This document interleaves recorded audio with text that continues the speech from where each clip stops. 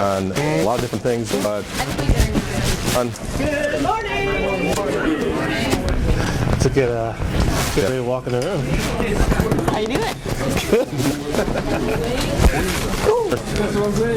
That wasn't open. Well, it doesn't really open. Hello. How's it going? She's letting me give the intent I'm good. because All our audio is coming from that mic. Sweet. on Got it. Thank you, Miriam. Good morning. Happy EduCon. So, let me make sure that. of the Apologies for equation. me running late. I was attempting to get art supplies.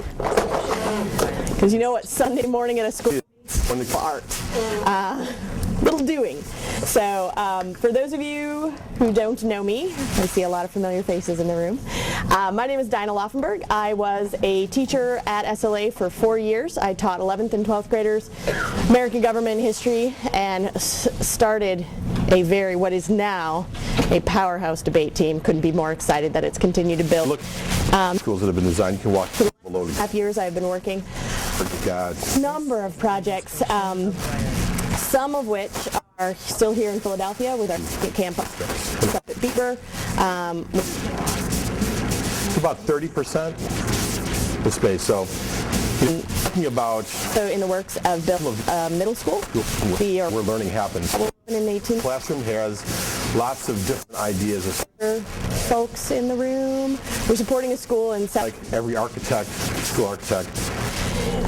it's a K-8 school, and then I've also been working in a number of districts around the country to work on issues of what is traditional to modern look like, and one of the issues that we've been discussing a lot is this idea of personalization and personalized. What does it mean? How is it used? Is how it's being used exactly what you want it to be? Is there a better word for it? Is there what's going on with the personal versus the personalized? We're going to get into that a little bit. We are going to start some art in a moment. I got to plug in first. What that means. The dongle. The dongle has been stolen. Every year, Rosalind Eccles, who graciously lets us into the room, is like, is there any way to weld that dongle To each other as learners. to the? And I'm like, Talk. I don't think so, Roz. She's like, because I lost another one. I'm like, oh, I'm sorry. Place. We're talking This about year. Okay, so for those of you who are out in the world of education, how many of you are working in schools where the idea of personalization is practically in the world that you are? And how many of you would say that your districts are moving towards a conversation that might invoke some personalization? Okay. Did David Jakes make it into the room? David and I had a lively discussion back and forth yesterday about, is he today? that's an important Is he today? Oh, yeah. I was thinking his was yesterday. I didn't do the schedule this year for the first time in 7 years, so I'm blissfully unaware of a lot of things right now. So he and I had quite an exchange about what is personalized, what is the actual definition of the word, how is it being used, and he writes a series of blog posts called Words Matter, and so he and I had a lively discussion about that. So does anybody know the actual definition of personalized? Not what it's used. Like if you look it up in a dictionary, what is it? No? Nobody? Everybody's like, I can Google that too. Grading. I got mad skills on the Google. So what it actually means, and then I looked it up because I have been kind of, in the buzzword world of it as well about how it's being invoked, and David and I had skills associated with it. Change about the word and what it means, and it's design or produce something to meet someone's individual requirements, or cause something, especially an issue, argument, or debate, to become concerned with personalities or feelings rather than with general or abstract matter. The question I have, if that's the definition and what you know of how it's being invoked And how to interact. in a school setting or how you see it being Okay. So adding digital space. personalization. What I would like at your tables is the very first, you're getting a later, is to define personalized. And what I'm going to do is hand you, we're gonna go piece. Firm is what do we do with our library now? What do we do with Stickies coming at you. And different try kinds? not to hit devices. Let's see if I can hit the. This is least favorite moment. Diana throwing stickies at us. Somebody got some stickies back there? Good hands, bad throw. I was going to say, I'll just watch and get mine. Yay! Anybody got a catch over there? So this is kind of deep. I used to throw unsharpened pencils around the room and I would get a good lob. And then I got here and the ceilings are way too short for a good lob. We had some botched pencil incidents. So what I would like you guys to do is each of you, quietly, without chatting with each other, define personalized for how you see it being either invoked or used in an educational setting. Just write the words that come to mind and no collaboration, no cheating. Don't look at your neighbor. What you see. The things I'm going to already see. No tool this. Bethany, you want some stickies? No. Let me use Google Apps. I have art supplies for you, Franz.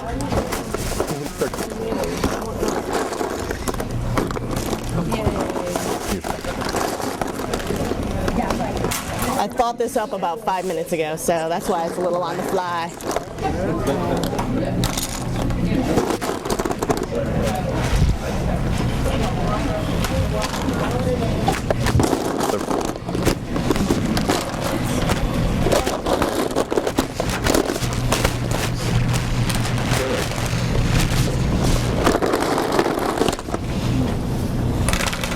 You're welcome.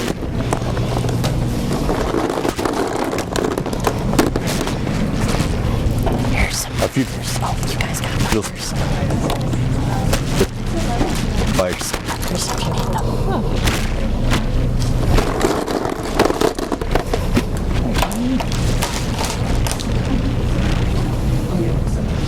Markers? Anyone? I bet you these work better than the rest of them. You just hold on. Stickies.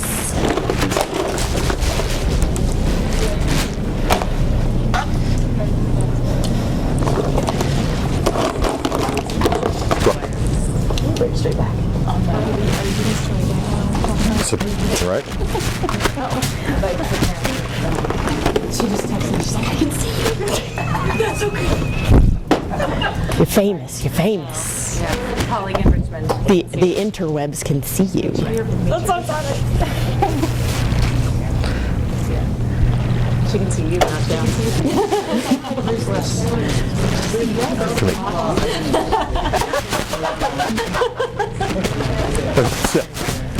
Okay, take about another 30 seconds, jot down all the words that come to mind for defining personalized, or for descriptions or pictures, whatever you want. It's your sticky, you do it. Okay, so,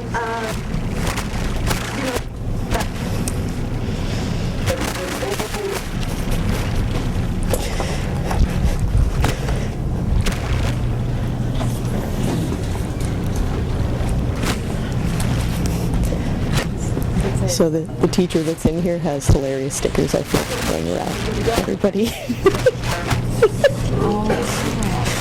I might have to steal some of these. Okay. Exactly. Oh, well, her dongle's gone. I will probably gift her a dongle and take some stickers as payment. Okay, so what I want you to do at your tables is I want you to chat about what do you got. And everybody, without comment, just read yours or describe what you wrote down and listen carefully to what everybody else. When you see a moment of intersection, like something that's on yours and somebody else is saying, give a little circle. So start listening for the commonality that you hear. Yeah, and you can use your markers that I just dropped out. It's the Philadelphia school system. Some of them might not work. I didn't pre-test it, so good luck out there. But give it a circle if you find some intersection idea between what you hear and then what's going around. So, chat up your tables about your definitions or your descriptions. What kinds of about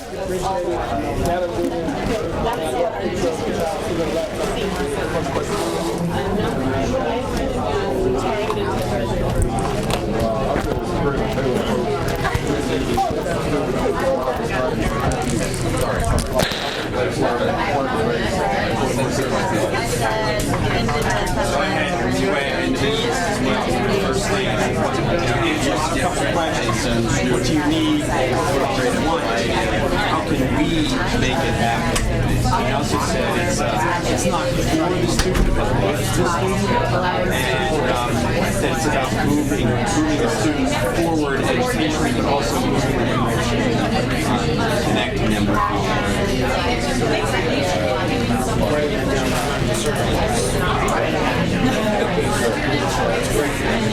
I said that I was looking at it for how my district defines personalized.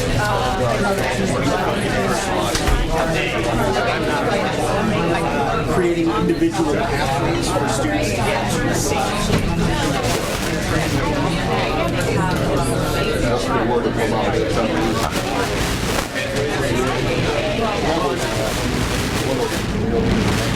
all right, so let's Well, what we talk about it is also they always ask something that lets them learn at their own pace, even though they're not really learning anything. That's a whole conversation.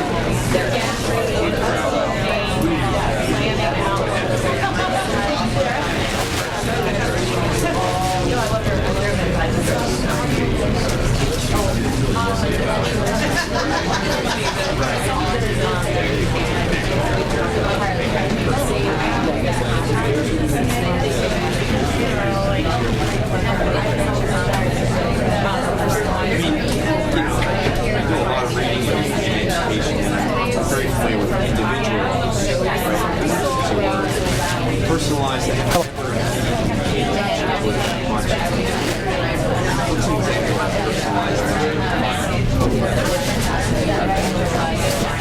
read that. we also knew this You get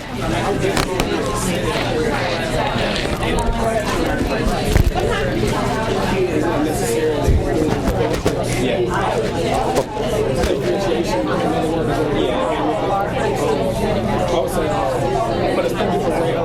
It's not just a specific setting. It's different ways throughout the day to make them learn personalized. So would a these things adapted to the user sees what you want and feeds back to your We use technology, so direct and smaller settings. So the teacher can use that online. Also, we use population to make the needs of those results. Like I said, that's technology is a big part of it. How to levelize the students. It's about how they use it also. The user probably still got to learn. Just because they're online, don't mean they're going to learn. Yes. Well, and that's what they talked about on the panel this morning. Putting technology in the kids' hands. That's not. It doesn't do anything. It creates a wider gap for the kids who already know school.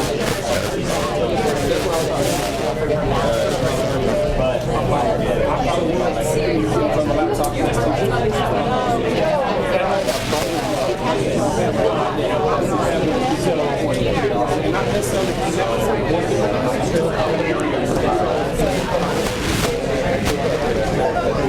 and that's sort of that was where I took off.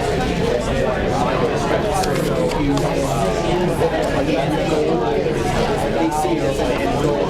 Like you said, I'd much rather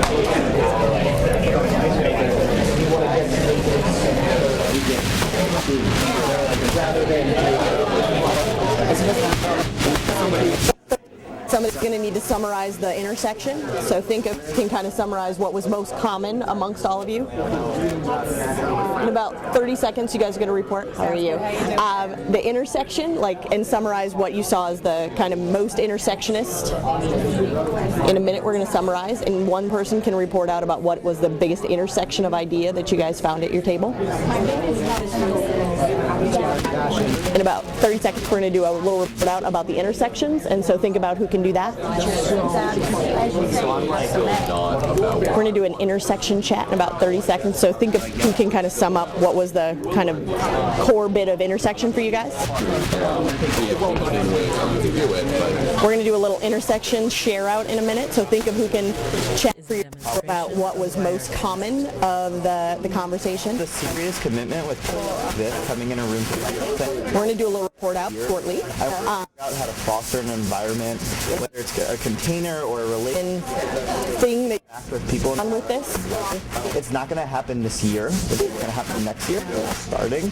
But if you're seriously committed to it, 5 years down the road, about learn how to integrate technologies and really online. I think it. You guys doing what? Have an education. Are you waiting for 5, 10? He was actually the one who tried to bring it. I'm pretty excited that all of this gets broadcast because I'm mic'd and I can give Paul Tritter a shout out on the web as maybe being distracted. I'm kidding. We're going to do a little report out. If he wants to think these are the biggest points of commonality of your conversation. You'll do that quickly. I just wanted you to know that yes, Paul? What you just did to me has been thing to me. Well, not Chavez, in the way that I am, and I get called out too. So when I find a fellow traveler in the world of mischief making, I must recognize your adept qualities at it.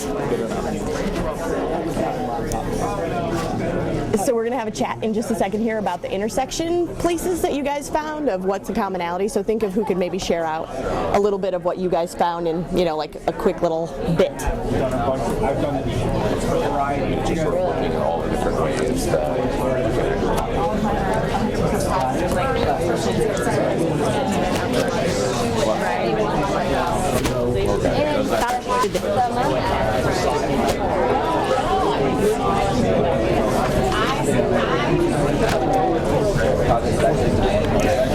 Okay, guys, let's bring it all back together.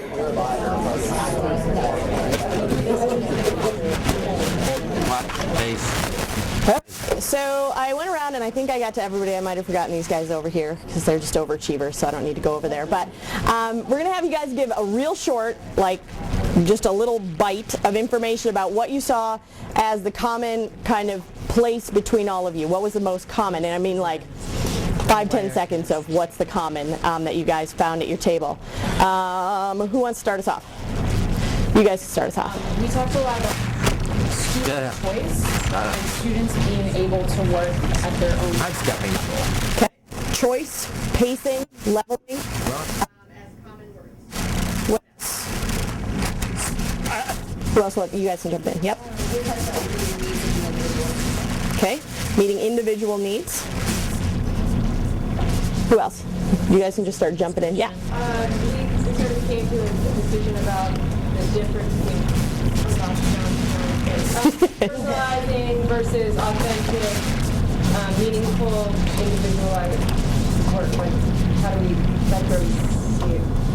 I'm going to figure out how to do that. That didn't really answer the question, but that's what we... But that's what you guys talked about. That's all right. Why don't you guys jump in? Who's reporting out for you guys? Everybody's like, not it, not it. I think you were sort of talking about the two more things around the question that I was sort of have, which is talking about personalization. Sorry. Just to add to when Peter posed the question and you posed it back to him, what are some of the things that have gotten in the way?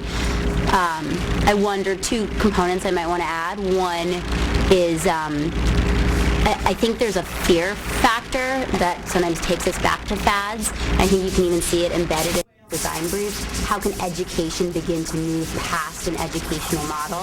I think we are asked that a lot in education. How can you move out of the Stone Age, so to speak? And I think that can provoke an anxiety and a fear that in various places within education can sometimes drive people towards fads. To be like, oh right, we're supposed to move in quickly and out of this.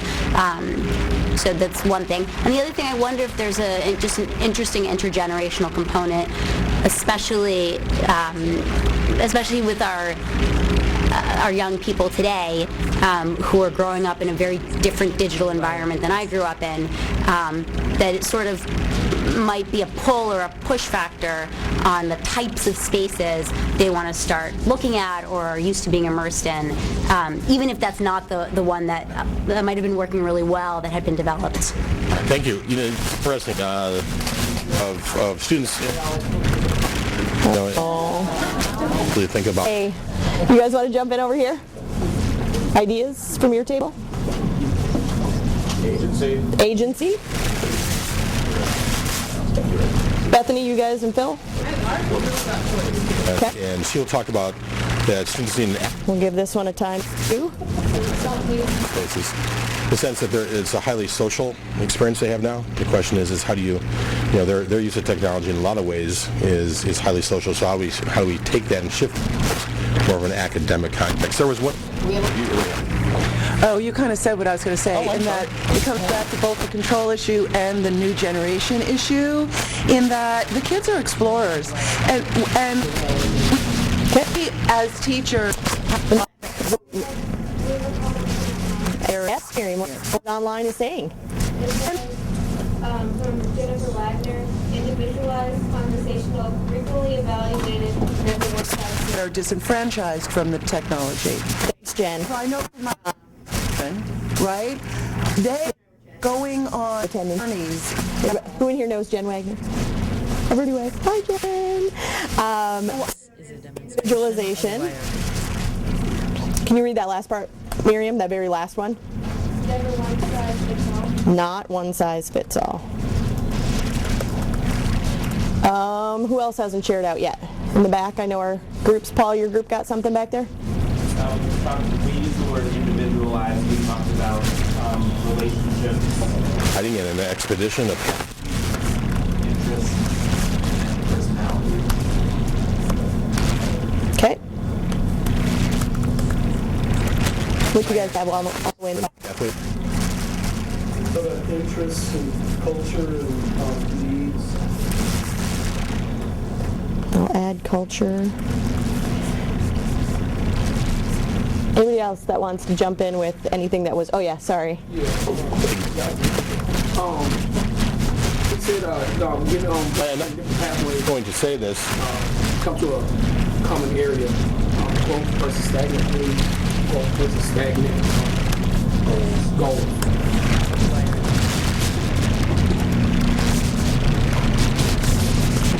Okay. So, metaphor, hold that thought because you are about to bring that metaphor, I believe, to your artistic fruition. So the next step then, what I would like to do is I will hand out on brightly colored Wake Yourself Up Sunday Morning in a School paper.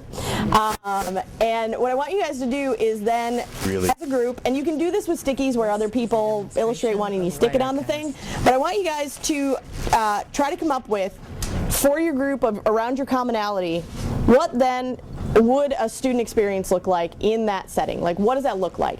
Draw it out. It doesn't have to be the entire thing. In fact, I would say don't do that. But pick like a vignette or an experience or one way Focusing on the thing that when you said, hey, this is more personalized, what might that look like? And then give it some staging, some storyboarding of what that story looks like when you say this is personalized versus something more traditional. So at your groups, you guys are now going to use your commonality and intersection to come up with some artwork. And again, not one person has to just draw. You can draw on stickies and then stick the stickies in the boxes. But I will come around and give you guys the yellow paper. Someone maybe do this 2 weekends ago at Laura Dicey School, and I cursed her a little bit for making me draw on weekend. But look at me doing it to you as well. So in your groups, come up with, we'll take maybe 10 minutes for you guys to come up with some artistic ideas. So throw out your best ideas for this one. Are you the artist over here with France? Only when you throw a sticky on them. Ooh, nice. Do you like the new movie, Death by Sticky Note, an EduCon tragedy? That Yeah. used to be on a shirt. We could maybe have the drama kids write a screenplay.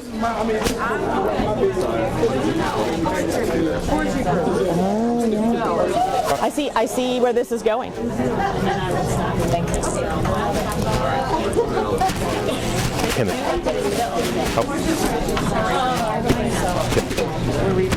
I want to know how to stop All right. You jumping into a group here, Tim? Language itself.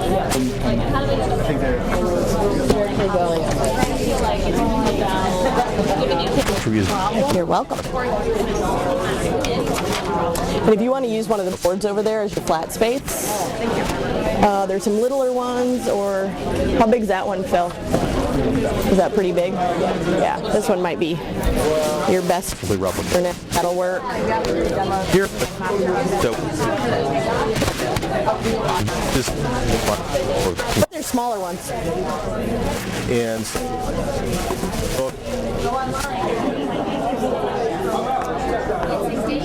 Have an individual, this mentor, some versus the next it's a story, it's experience.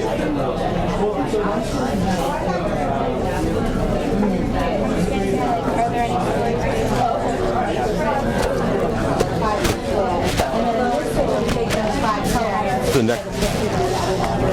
Nice. I like that. All right.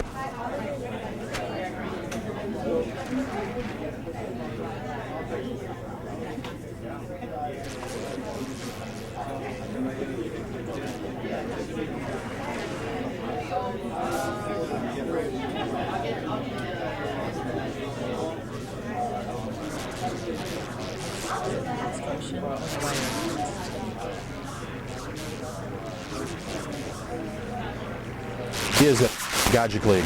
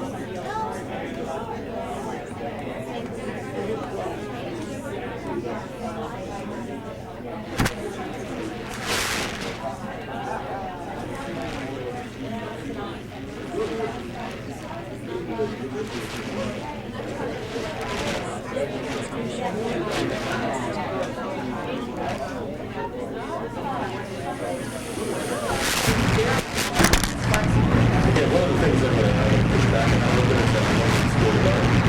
Okay? And instead of parallel scheduling that thank you for those comments. And also about the support.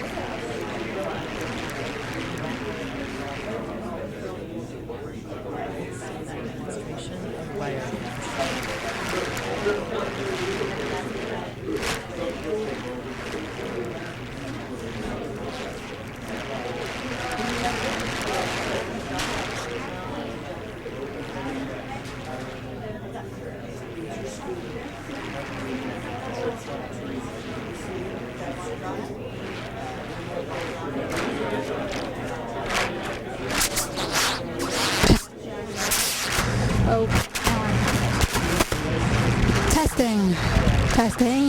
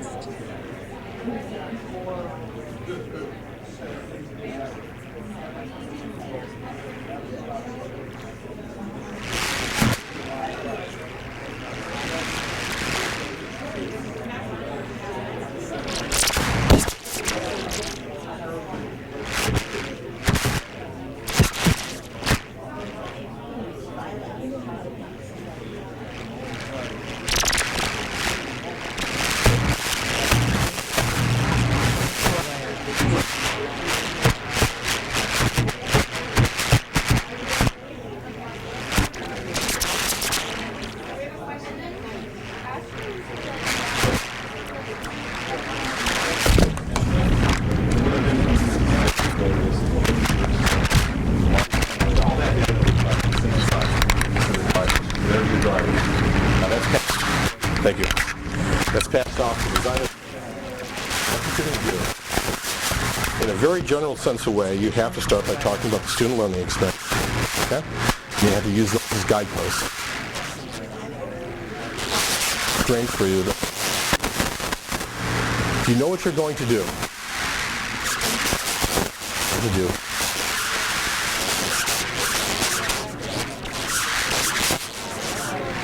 This bubble that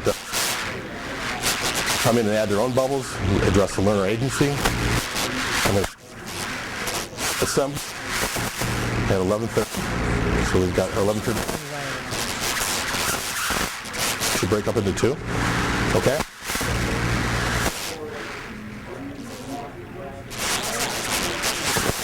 Like push it.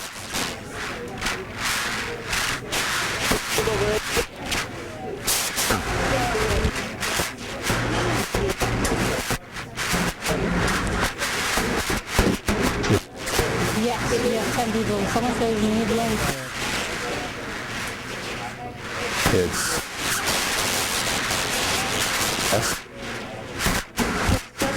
It's also linked, if it, to the session. I linked it up.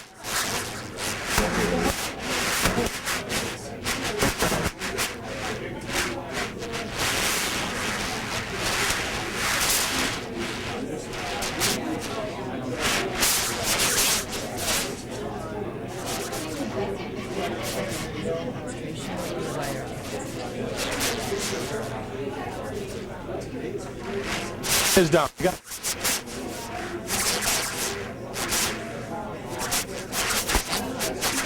right. Let's try to design.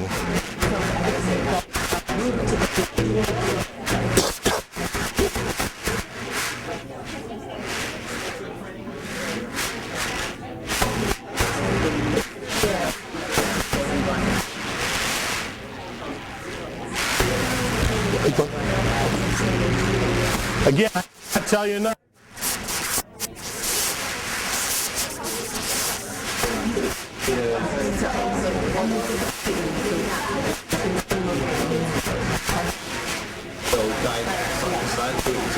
Okay, good. Approach with showing the tensions in that spectrum. How much could you come up with 5 more of those? Okay, and that's going to direct. That's really a good design.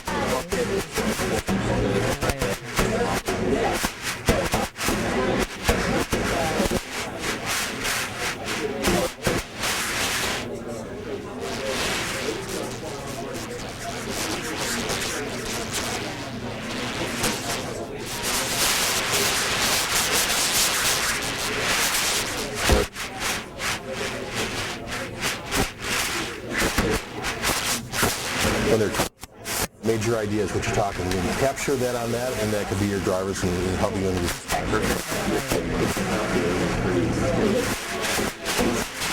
when you discuss.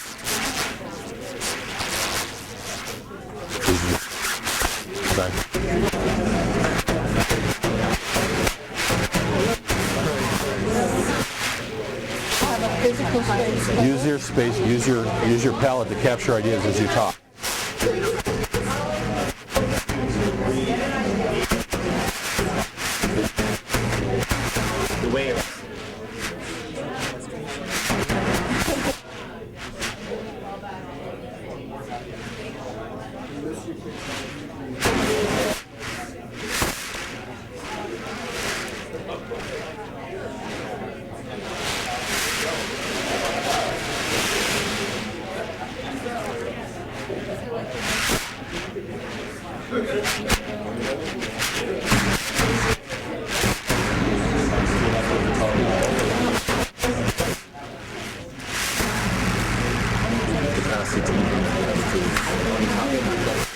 Addressing the age, right? So you.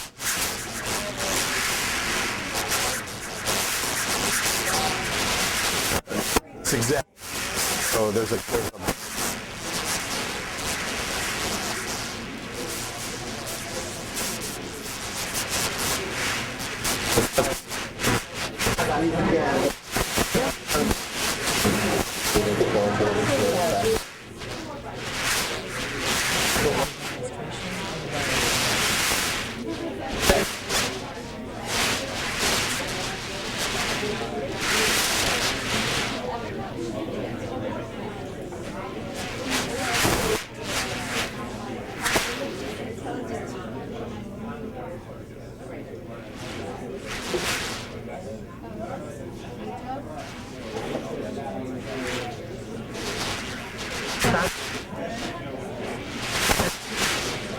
Coca-Cola.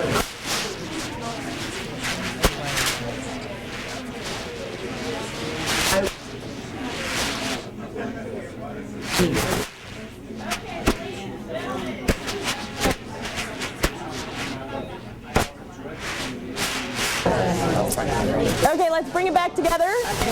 I see some artwork. Knowing that when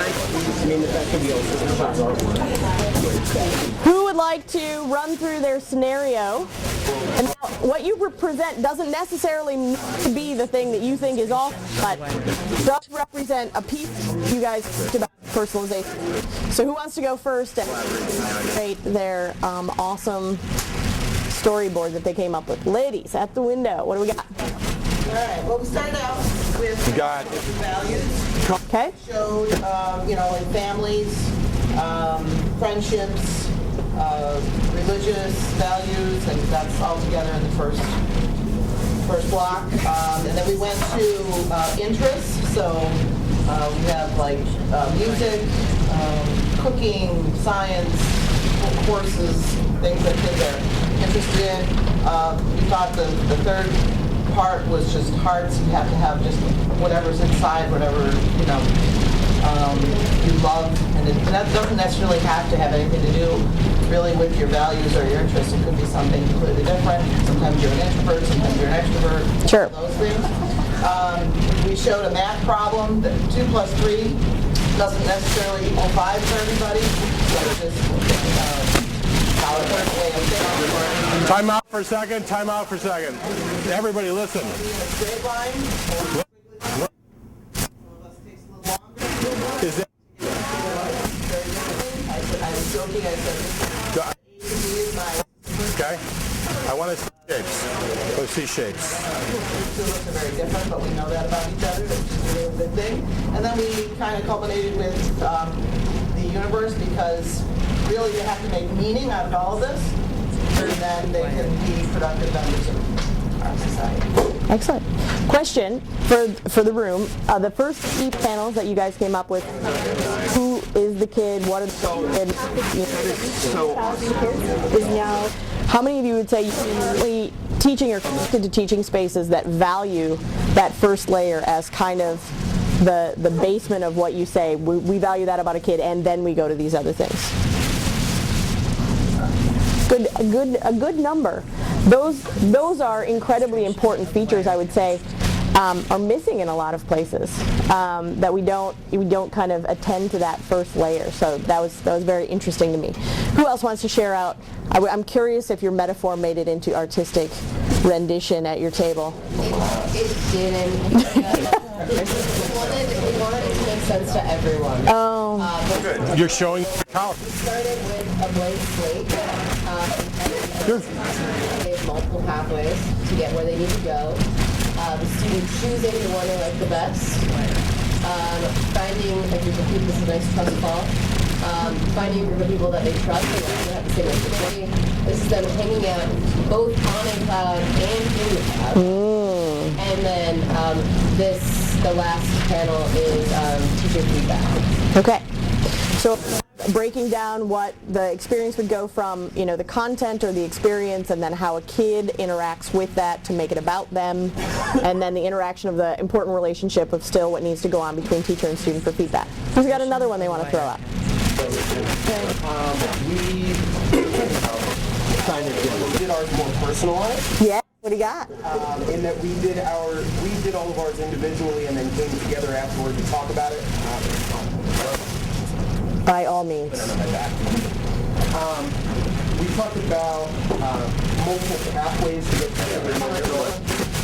Each kid eventually there, but they go in all sorts of different directions, or go backwards before they get where we want them to be. Different kinds of assessments for different things, paper, pencil, technology, real world, and problem-based learning. That kids have all sorts of different backgrounds and different needs that need to be addressed before we can move them forward. That the idea of a puzzle, that a puzzle can be put together like alone, but you still need that bigger picture in order to what you're trying to do. We also need to respect the different kind of students that we talk a lot about problem-based learning and project-based learning and all of that, but we need to recognize that there are students who do learn through direct instruction and lecture. And even if that is not our preferred choice, and we know that doesn't work for everyone, we need to respect that that does work for a lot of students, or some students. Just shut that off.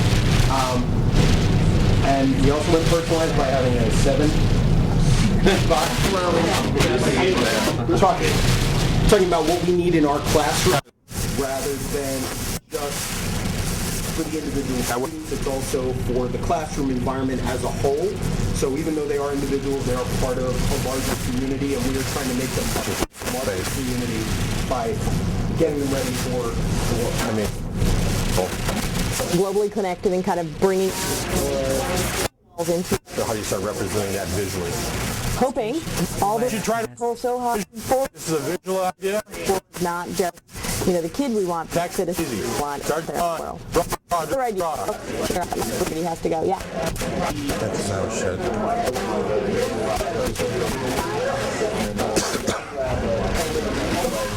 What if school felt like that? Seriously, that would be awesome. A common question or problem with multiple entry points, some anchor texts, and then sort of having students go off on their own way. So we drew someone like using a computer and doing essentially like a research paper, and someone making a video, and obviously there are a number of different other options, and then all the like sort of. And then this is a digital school.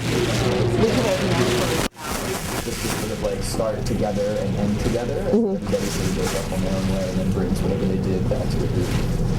Excellent. How about one more? Who's dying to share? What wanted you? The kids did. And so the brought the fruition our idea.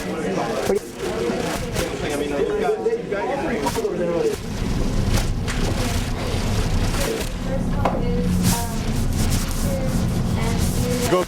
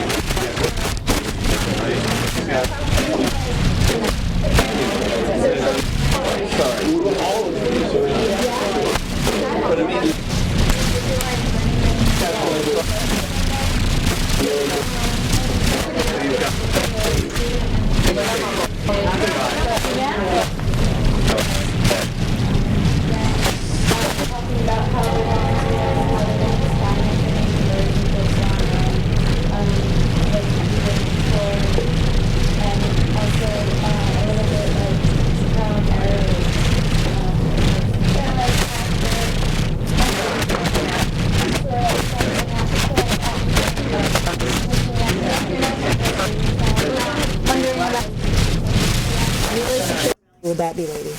That last part you just said about.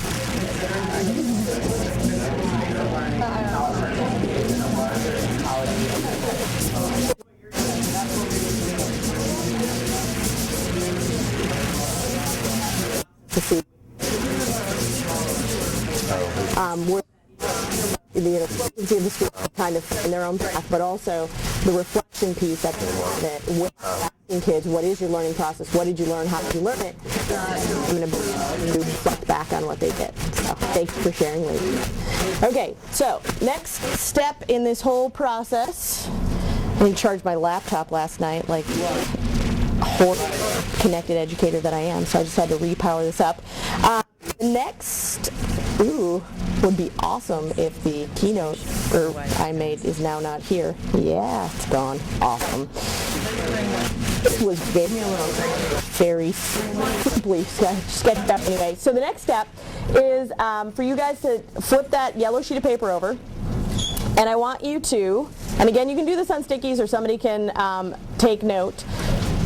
Let's actually do it all on stickies first, and then you guys can again bring it together. Both the barriers for making learning more like this And what are the conditions that are assisting in this process of bringing learning to more the person instead of the experience of someone else making the education happen for the kid. So what are the barriers and what are the conditions that are helpful? So write those down on your stickies, and then once again convene around what are you talking about, and maybe put those on the back of your yellow sheet. Yeah? Shush. What? I know, right? Right? Is it on Google, Jamie? I wasn't sure.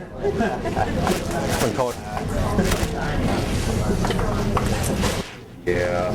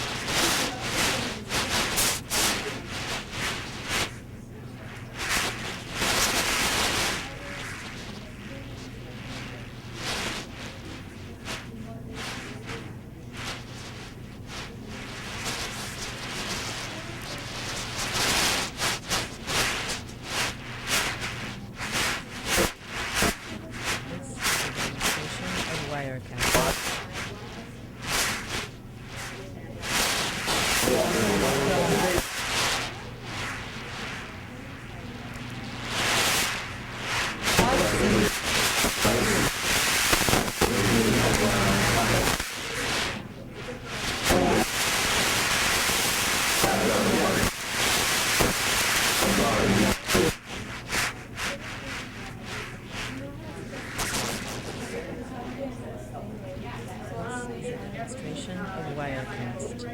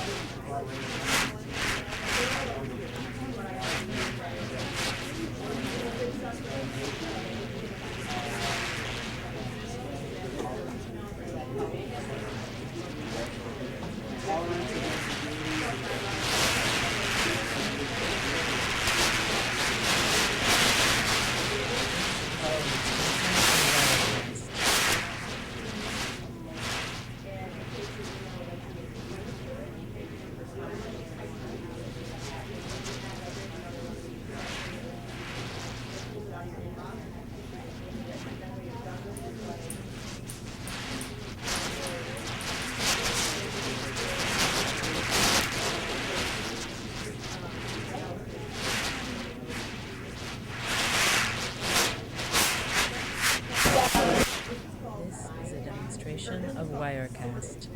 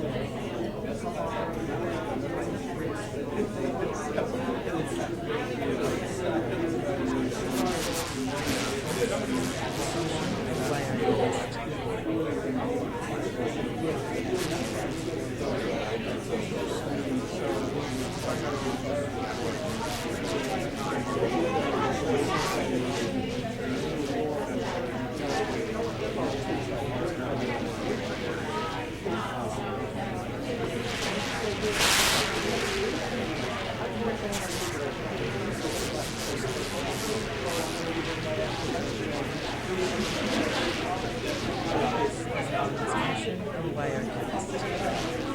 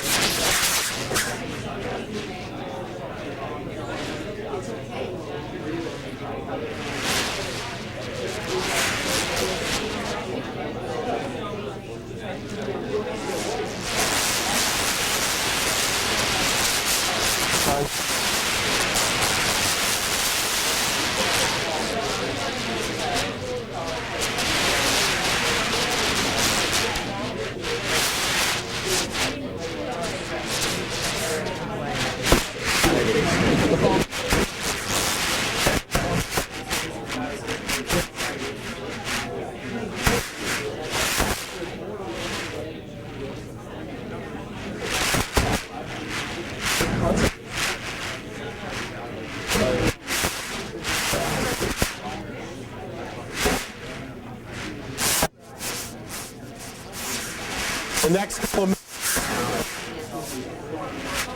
what I want you to do is by picking out 3 major points you want to talk about. It's okay to give us the list, but what are the 3 major talking points about your design that okay?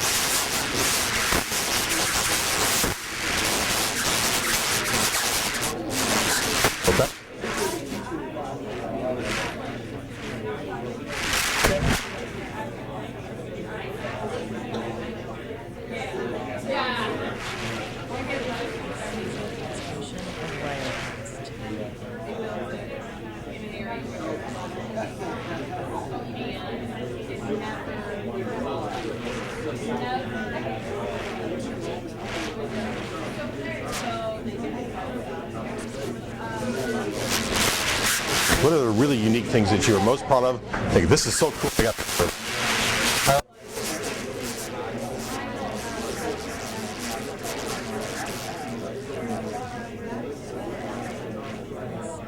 Demonstration of Wirecast.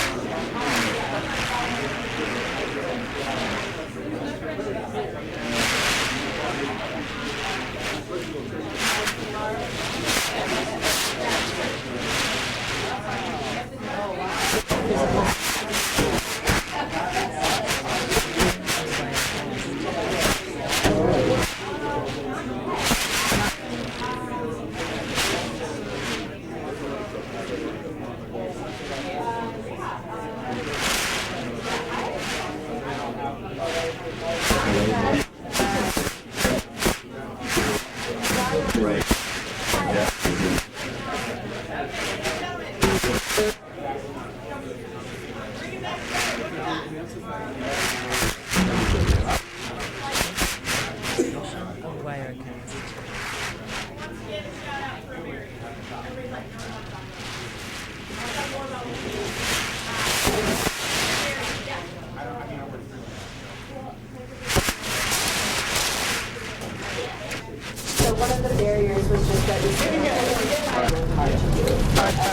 Challenge work, yeah. The flip side is you put as Zach. Zach. What do you can get it right the first time you try it, and that's okay. do to mark? You said the person And reflection, not just on outcome as the end goal, because you're it is really challenging, and it is very. I'll just Accept the made. Here we go.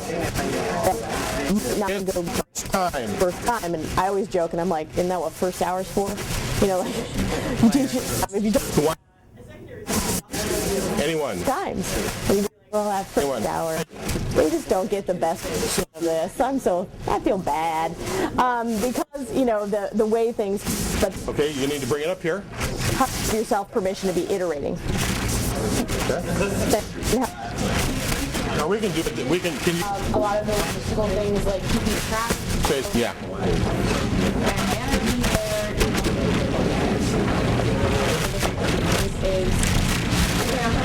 Pushing the baby. All right. Hold on. So focus on your. I'm going to the mic for you. Okay. What do you think? What are your? Okay, our three big, I Also kind of learning disabled students. as flexibility interaction where large They come away with inaccurate understandings of things, and you're preparing them for a high-stakes test. That's pretty scary. So figuring out how to support the individual, even in different. Really flexible on how the number of individuals are arranged for learning. You're right. What does that look like on it? I wrote something right before second because I've been doing some work at the district space at County, Georgia. There's a couple teachers in the room. interaction to happen. We sat down to look at a master schedule of how you would, if you were thinking like this, what would that look like, and what do the minutes look like, and what does your day look like, and we're getting there, but we're going through the process, getting close. But one of the things that occurred to me, and I mentioned this yesterday in my other session, but it's something that I keep coming back to in my day. Several people yesterday went, do you do that? Could you just come in and rewrite our master schedule? And I was like, I don't know if I want this to turn into more work, but I'm very fascinated by trying to find a reasonable use of minutes that is humane to the teacher, honors the kid, is equitable, is fair, you know, all of those things. So it's always very interesting to me to say, like, here are the inputs, these are your full-time employees, here are how many children, here are the graduation requirements or the requirements of the system. How do we start looking at what a day looks like so it's not this flood of crazy and chaos, but it's not so prescriptive that it doesn't matter who walks through the door, you just send them down the path. And what's the balance? And one of the concepts that I came up with was, what's so hard to think about is that the organizing object of most schools has been the classroom. When people talk about their classes, they'll talk about, you know, first hour, second hour. Here you talk about streams like Firestream or Earthstream or whatever. We have names because we can think the first thing you have. But that's how we talk about it. It's a collective group. And it's kind of invoke the thing. Sure. And when you start making learning more personal to the kid, even personalized. Recording ideas. The organizing object. Take these and put them. And when you take the school schedule and think of not as the come on up, but as the individual student, doing a very different thing with thinking about minutes and time. You have to start thinking about your experience. Is that what we're working towards? What is one step? We may not go all the way toward where we're headed, but what is one move that we can make so it's got a little bit more flexibility, and what does that look like? But that what is the teacher experience when that is happening so that it doesn't just burn everybody out in the air and your school turns it all over? Yeah. Physical space connected to the environment, which is very important, and also to the Is how in tune they are to what their benchmarks are and where they need to be. And that's just a whole culture thing all by itself, which I would say probably solves some of that teacher having to be the person. Right. And I often joke that if you can get 80%, that's wants to learn percent of her own and wants to learn more. Understand they always have access to that person in a high school for long. Human design. Schools. This is not what else do I want to show you here. So also install the core beliefs and the belief. To also make sure that the empathy is there, social collaboration. You can get to 80% and then what your experience as a teacher becomes is the 20% that has the most high needs, either for a learning need or for an organizational challenge, or placing a greater focus on empower. Very important. So it needs to be working and helping. And I would have to intervene differently with them, but that's to expose that child that we all and push heavily with others. And so, where do you? I'm like, how do you have collaborative young kids to support you? The middle schools tend to be good at that, but we've got a pretty good model at the high school. That when we organize our objects, it's not just kids' classroom or kid goes to all these different classes. It's 3 teachers surround a group of kids and have some interdisciplinarity and have some support between. And so that's also a piece of it. For us. Some ideas that they had about barriers or thoughts on barriers or helpers. I know you were trying to jump in there. Did you want to? Sure. I mean, it looks like, you guys can jump in. So it's kind of a community center. It's barriers. This idea, the values that we hold. I think with space we saw. One of the things that I put is tradition. It reminds me of Ralph Waldo Emerson's famous quotation, makerspace and see the hobgoblin of little minds. Like we keep doing these things. Einstein and his definition of insanity. But if we do it because it's easy, it worked for me. And another reason I think is coaches and there's a sort of in terms of master schedules and all that kind of stuff. And there's also potentially community partners, either on some more this or vision that's grown up with education. There's been generally three of education. I think economic is civic.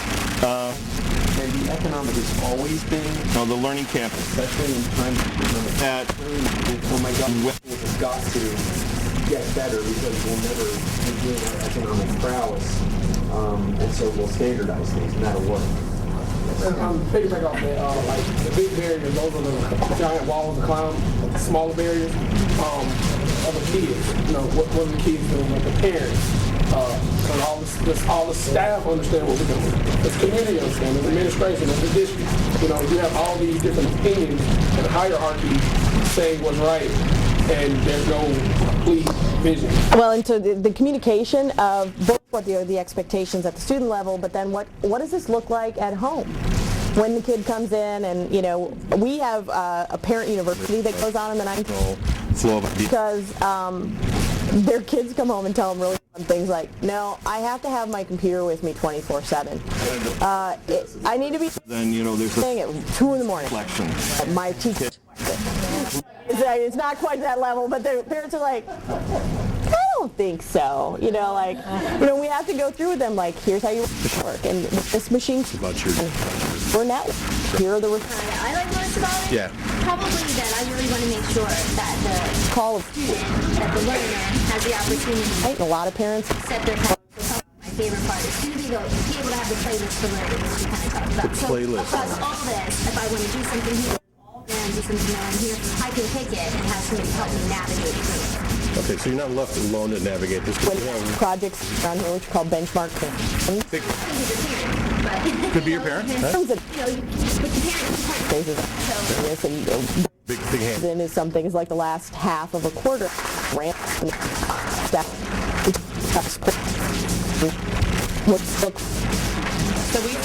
perhaps they're taking it a little too seriously and not managing their stress well, but we talk with the parents, and one of the things that the system that we're working in Henry County does is idea that the digital set boundary schools. It is not everything and every attendance boundary school and a traditional space. How differently do you have to communicate with parents about what it is shifting and changing, because they aren't choosing it. It is being chosen for them by a system to do things differently. It doesn't make it better or worse, but it does change the narrative of how careful you have to be to clearly communicate what it is are your outcomes and your goals and why you're doing it, and then what's that look like and what do they expect. Well, I think also depending on your content, because within math teachers in the room, we know that a lot of what we do looks very different than the way our parents may have seen it, and because the content relies on having a really strong understanding of the concepts, and the parents may not understand it deeply because that wasn't their interest. So there's kind of two things: how I communicate what mathematics is to my parents, but then the other thing is too how to communicate to myself and to parents that we have to resist kind of saving our kids, because it's so hard to see our kids go through that struggle and that not knowing, and sometimes, especially with something like math, it's really easy to say, okay, here's how you do it. You know? But you're not doing them any favors. But it's being less helpful. Dan Meyer talks about that concept a lot, and I talk about it all the time. Like if you are the one who is the most active savior for the kids, you are doing them no favors. Like you are just doing them no favors. But what does it look like? You know, how do you create an environment where they feel like they know the questions to ask? Like I would have kids come up to me, you know, inevitably, kids come up like, I don't get it. It's one of my least favorite questions in the classroom. Like, am I done yet? Is it good enough? Are close followers of my least favorite questions in the classroom. And, you know, I don't get it is another one. And I just stand there and I said, okay, walk me through what you do get up to the point where it falls apart for you. And they will do it, and they know most of what's going on. And then I say, and I can ask one question, and all of a sudden they know what to do next. Yeah. But not because I told them, it's because they had to review, they had to really think, what do I know how to do? We find that kind of critical moment of breakdown, ask a question, and then they're back to doing their own work. But the patience it takes to let a kid like explain where things are breaking down for them, it is not the most efficient use of minutes. But they get better for themselves over time. And so that's the investment. Because oftentimes they say, they just don't get it. They do believe that they don't.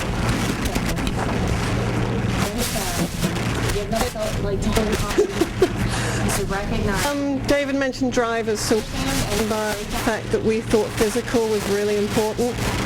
But yeah, so I would say only. Hold on a second. Is that coming on mine? The task was to design a digital space, right? This business over here, Roz has in her classroom. It's not about you can't. This is how to talk to each other about your learning. To talk to kids. I agree with that. This is how you drive when you might disagree about something, or when I'm the teacher, or when you're learning help, or start modeling it.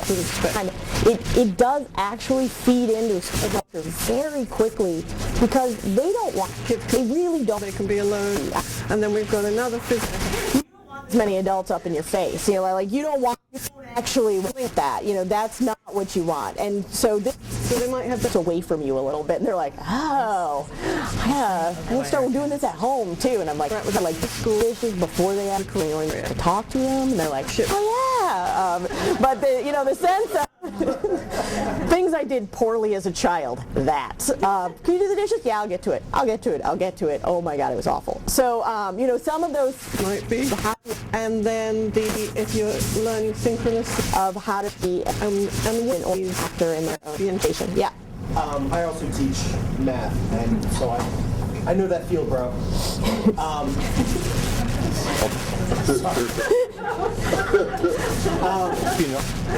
You see our right line? The parents, I teach very differently in my classroom than almost everyone else in the district, and most definitely than the parents and students have ever experienced. And so one of the things... The significance of like the donut is during back to school night, instead of saying these are the topics we're going to cover, I present out my education a lot of benefits of school later on. This is a wheel, so you don't sort of think, oh, it's like you to support you for my students. And what I tell them... Well done. ...is... Yeah, we get you.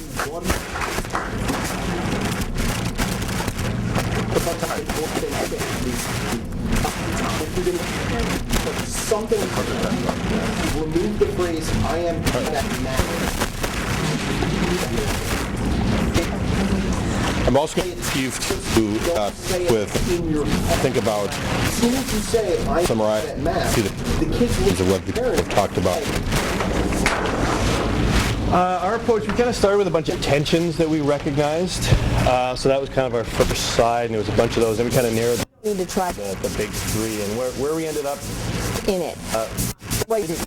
Growth minds around kind of.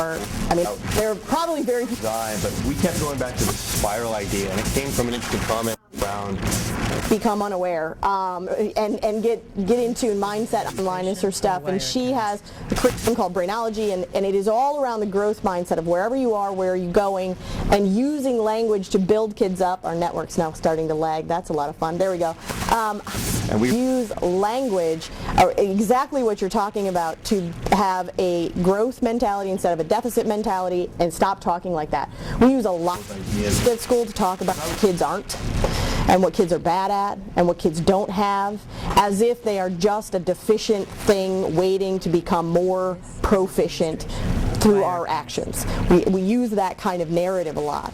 We have to help them become more and all, faster. My least favorite narrative around personalization is when people go, but they can learn more faster. And I was like, is that what we're up to? Like, when did that become the tagline of American education? More faster. It's just like. Well, if you're racing to the top. And maybe that's where it comes from. I mean, seriously, but the words of this matter a ton. Metaphors are how we understand our world. Right, and so when the metaphor becomes that we're racing to the top, we need more faster.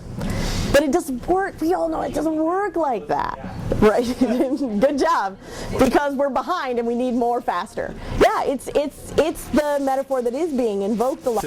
What I would say, and we only have about minutes left, and I'm just going to sum up a couple of things. I would like to go back to the definition of personalized. What you described at your tables largely is an education that is personal, or where it invokes the person as the agent of their own education. The traditional definition of personalized is something done for or to someone else, based on who they are, for or to. And when I was disagreeing with David Jakes, that was the important point. We can try to reclaim how it's being invoked, but you need to be very careful that when you say that word, for a lot of people, it means something that's more the model of warehousing kids at 90 a pop and everybody's in headphones, and that's half their day, and it means that they don't have to hire as many teachers and the kids don't have to have as many meaningful relationships with kids, and that it is not about how do you empower the child to start seeing themselves as the active agent in their own learning. That's not the buzzword personalized. That's not what they mean. What you guys said, I think, is the potential of the word. It's the aspirational goal of what we word invoke. And it's just about learning, and I think we were thinking of being digital. And it's what I did with these overlapping sections we started with, because it is not a word that I think has, and we talked about things that were important for students to be. It means this. They said, no, we do want to have pathways to kids to do this work that allows kids to move forward at their personal and all of those things, but they wanted with Project Learning as one of the major vehicles to get them there. Things that fluid that didn't empower them with the projects. And for me, that was a compelling version of personalization, and so I said, yeah, that's something I want to jump in on. Not a thing. The list that we came up with, I love.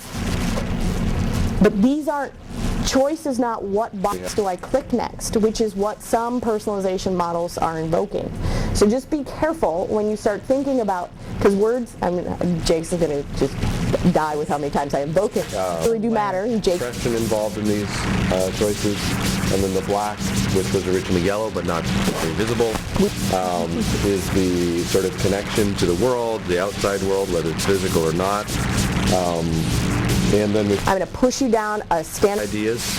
We have an open question as well, which is. And the is how fast you go. That is, in some instances, all it means. And just be careful that that has nothing to do with the person sitting in front of you. It does not, have... We could find ways that the physical space represents the same sort of range of ideas around. A very standardized place, but it's certainly not self-driven. It's if you could think of a personality it is. When you start to design these things, think hard about whether or not when you said personalizing and doing it to and for versus the idea that you are actively empowering the kid to make the learning personal for themselves and them as the active agent. And the definition kind of gets us in that piece. So before, has anybody got any wrap-up thoughts that they want to throw? Wide variety of different kinds. I wonder how, and this may be longer than you just willing to do, I wonder how we can take sort of what seems to be the general consensus in this room and square that with the downward pressure on us about standards. That we need to be personalizing, but as long as that personalization leads to a standardized result. How do we take that back and justify or sort of push back against that standardization in a way that will not get us fired? That was my session last year. Where were you? I did all... Engaging in this way as you go forward and around all that. But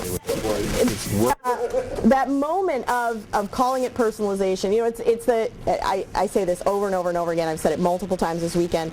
We often say that we want creativity and innovation, personalizing, but yet every mechanism used to measure and deal with it is control and compliance. As long as your system is functioning on control and compliance, which standardized systems are largely based on control and compliance, you're never quick. And just so what our model might look like. This is something that you will be heading this one as download and take writing moment. And what teachers get stuck in is they say, you're not being in your class. Look at this. Creative and every from the work that we've done at Campus Design and Convergence Academy and some of the partners in Chicago.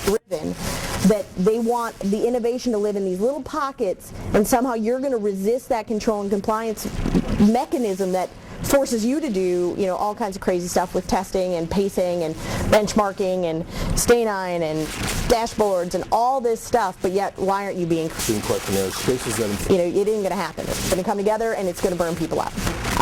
One of the things that I believe very strongly is when you move down the path of transformation, and I'm working a little bit with kids. And this is just a simple design grid. So when we're designing a space, or if you're going into designing a space, you might want to think about something like this. And start rethinking. You guys over there work with tensions. Order for the feel not in spite of all of the secure creative instruction. You are invited to do so and celebrated for it because the system supports it. And that is, I mean, as long as you are inside, in Arizona, I was certainly not validated to do that. What would those kids, I did it in spite. Academic, social, informal, formal, or whatever they might be. Parents were happy. It was middle school.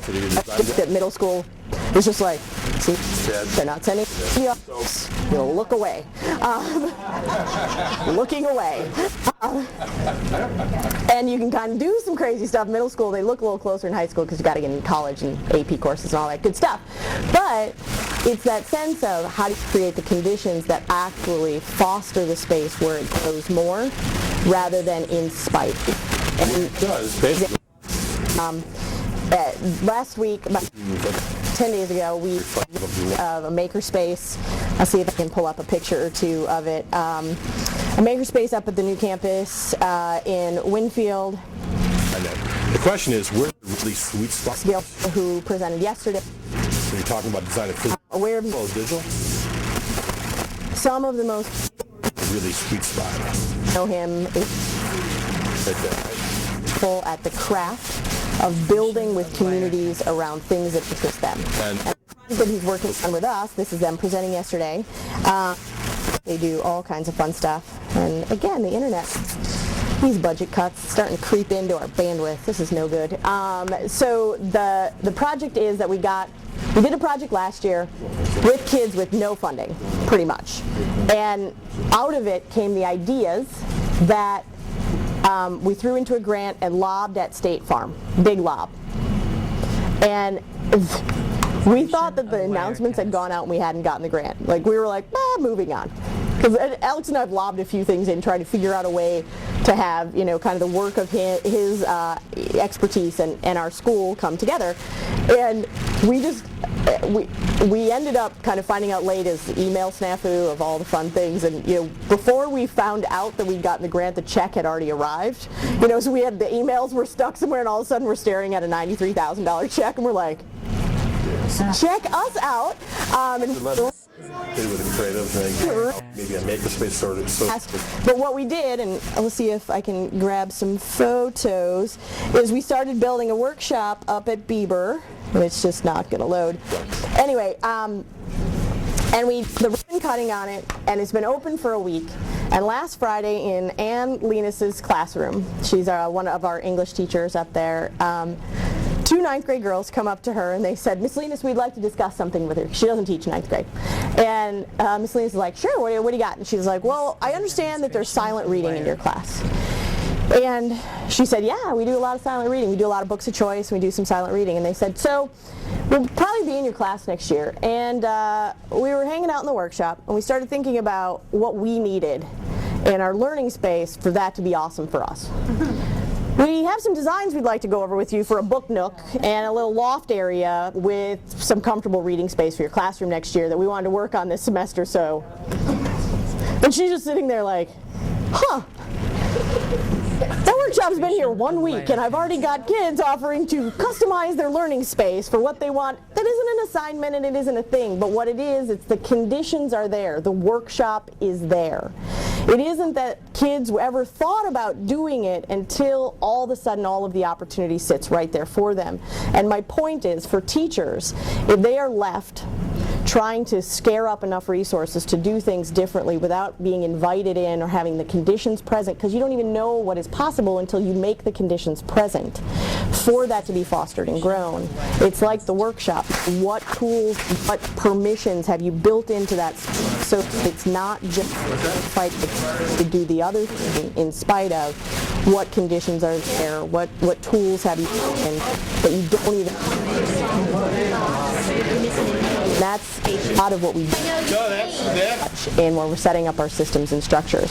So, last thought is that be very careful about the language you use. When people say personalized, it may not be what you clear about your terms and the active role of the student in that, if that is what you are trying to invoke, and make sure that you question deeply when somebody brings that to you, whether or not that meshes with this kind of future that you feel strongly that kids need and deserve in their classrooms. Thank you so much for your time and attention. Lunchtime!